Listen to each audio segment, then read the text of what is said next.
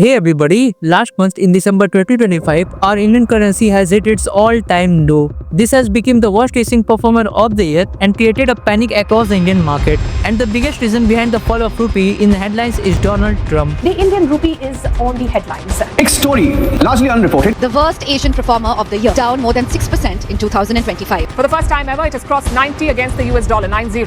It's an all-time low for the Indian currency, closing at a record low. Over steep US tariffs on Indian goods. Washington recently imposed an additional 25% tariff, doubling India's total duties to 50%, triggering a sharp market reaction. India is back in Washington's crosshairs. A day after mocking Prime Minister Narendra Modi, US President Donald Trump is doubling down on tariffs. How about BRICS? You know the BRICS states are like 6 of them. India could face tariffs as high as 500%. Sparking concern in the currency market.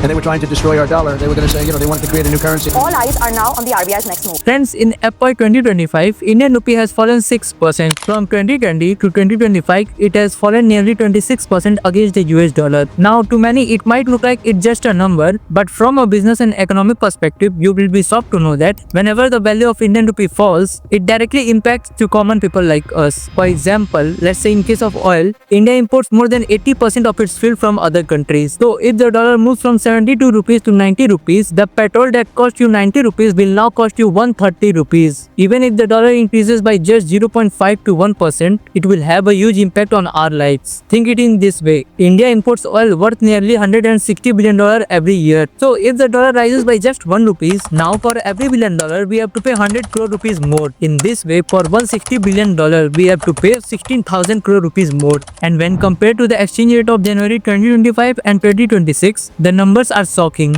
We have to pay more than 54,000 crore rupees more. And this will not only affect the oil, higher fuel price increases the transportation cost. When transportation costs become expensive, the price of our daily needs like vegetables, groceries and other items also increase. That's in simple terms, when rupee falls, the inflation hits India and common man suffers. That's the reason, friend, it's not just a number. It is something that affects Indian economy, businesses and lives of more than 1 billion common people like us. So the real question comes to our mind is, why the hell Indian rupee falling this way every year? What impact does it have on Indian economy? What can the government and RBI do to save the Indian rupee? And how Donald Trump is impacting the Indian rupee? Let's understand this together in today's episode. ये ऐसे नहीं होता मित्रों, मैं शासन में बैठा हूं, मुझे मालूम है इस प्रकार से रुपया इतनी तेजी से गिर नहीं सकता। अरे नेपाल का रुपया नहीं गिरता है, बांग्लादेश की करेंसी नहीं गिरती है, पाकिस्तान की करेंसी नहीं गिरती, श्रीलंका की करेंसी नहीं गिरती। क्या कारण है हिंदुस्तान का रुपया पतला होता जा रहा है? Before starting, let's look at the history of Indian rupee. When the country got independence from British, a dollar cost 3 rupees and 30 paise. Till 1975, a dollar cost 8 rupees and 39 paise. Till 2000, that became 44 rupees 31 paise. In 2004, when Manmohan Singh became the Prime Minister of India, dollar cost 43.50 rupees. When Narendra Modi became Prime Minister, $1 was equal to 60 rupees 95 paise. And now in 2026, the same dollar cost more than 90 rupees. But before we blame any politician or foreign powers or panic about any headlines, we need to fix one misunderstanding that almost everyone has. Most of us believe one simple thing. If a country grows fast, its currency should automatically become stronger. More GDP means more power and more respect. And on the surface, it sounds logical. India is the fastest growing economy and it has crossed a $4 trillion GDP mark, becoming 4th largest economy in the world. So naturally, the rupee should be strong? No. Here's where we all are wrong, because global economic doesn't work that way. Let's first understand what GDP actually means. GDP answers one simple question: how much the economic activity is happening inside a country. It measures things like how much people consume, how much the businesses invest, how much the government is spent on infrastructure, and how much a country export minus import. When all this activity increases, the GDP goes up. That's why India's GDP numbers looks impressive. This tells one thing clearly, that India's internal engine is growing because factories are producing more, people are spending more, and infrastructure is expanding. But here's the catch, guys. Currency strength answers a completely different question. It doesn't ask how productive you are or how fast you are growing. It asks how useful your currency is in global trade and how valid as the rest of the world wants your currency. Because currencies don't gain value inside the borders, they gain value outside the borders. And this is where India faces a huge problem. On the global level, most international trade does not happen in rupee. Oil is not bought into rupees. Semiconductors are not priced in rupees. Defense equipments are not sold in rupees. They are priced in dollars and dollar is the boss of the whole system, which means even if India grows fast, it still needs dollar to run its economy and the demand of the dollar will remain high. And as long as the demand of the dollar remains high, the pressure on the rupee will continue. Also, when the global uncertainty like war, inflation or political tension arises around the world or emerging market, investors don't run towards the emerging market, they run toward dollars. And when everyone runs towards dollar, every other currency feels pressure including the Indian rupee. Alone in 2025, foreign investors exit India with 1.6 lakh crore rupees. This was the reason 1 and now comes the reason number 2, which is trade deficit. Friends, imagine there's a bucket and inside that bucket there's a hole. Now no matter how fast you pour water into bucket, the water will keep leaking, right? And Indian economy also has the same leak. India imports almost everything which is essential for its growth. Now let's assume a country's exports are $100 billion and imports are $150 billion. Now that extra $50 billion must be paid in dollars. This is what called trade deficit. And in 2025, Indian exports were around $782 billion and imports were $873 billion. This creates a huge trade deficit of $90 billion.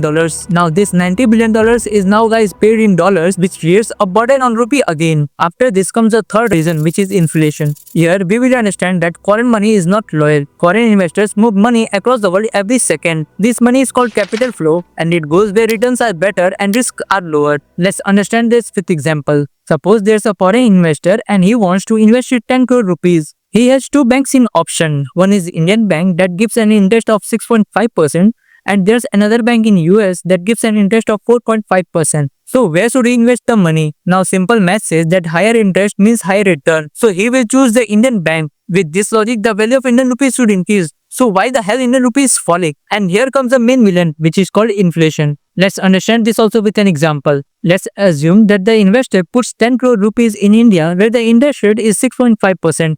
According to this, at the end of the year, investor will get 10.65 crore rupees. He gets a profit of 65 lakh rupees. Now inflation takes entry here, which in India is around 6%. It means cost of anything rises 6% in a year. For example, today a house cost at 10 lakh rupees. A year later, the same house will cost 10.6 lakh rupees. Then the real return how the investors calculate is by nominal return minus inflation. So in this case, the real return will be nominal return minus inflation, which is 0.5%. This is the real profit of an investor, which is 10 crore rupees into 0.5% equals to 5 lakh rupees after adjusting the inflation, which is way less than 65 lakh rupees. Now let's see the case of US. The same investor puts the same 10 crore rupees in US market. The bank gives an interest of 4.5%, but the inflation rate in US is just around 2%. Then the real return will be 4.5%, which is nominal return, minus 2%, which is inflation, equals to 2.5%.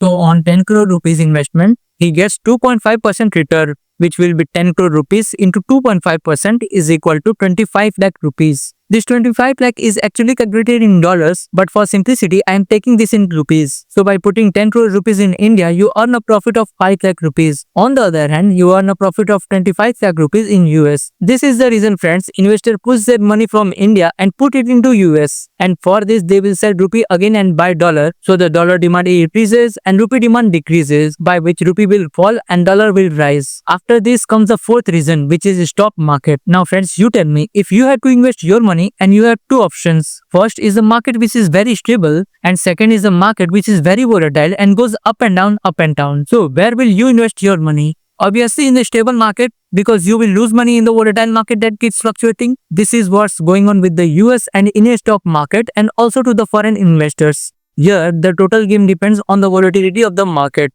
See this chart. Here you can see how many times the Indian market was volatile in 2025, to which investors try to avoid. Now compare this to S&P 500 chart of the US. Here after this point, you will see how stable was the US market.